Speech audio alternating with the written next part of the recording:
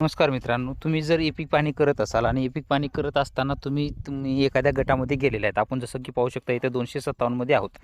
त्याची जी काही बाउंड्री असेल ते ग्रीन कलरमध्ये आपल्याला दाखवलेली आहे. परंतु इतर ज्या काही बाउंड्री आहेत, पाहू शकता की लाल रंगाने दाखवल्यात. जसं की 258चा आहे, 255चा आहे. समोर गेल्यानंतर 262, 263, 264 आहेत.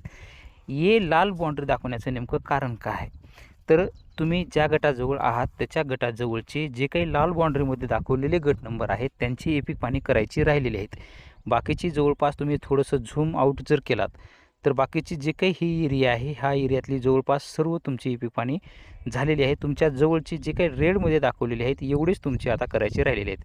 आता आपण हे एपिक पाणी अगोदर करून घेऊया आणि इथंच आलेलोच आहोत. आपण इथली एपिक पाणी झाल्याच्यानंतर हे बॉक्स निघून जातात का नाही आपण ते चेक करणार आहोत लगेच. 257 होता, तो 257 आता निघून गेलेला आहे. आपण 257 मध्ये आहोत. आता 258 कडे चालू. 258 करून आपण 255 नील करणार आहोत आणि 262, 63, 64 राहिलेले आहेत ते तसंच राहणार आहेत. आता हे झाल्याच्या नंतर क्लिअर तुम्हाला दाखवणार आहे. जे काय असेल तर 258 झाला, 255 झाला.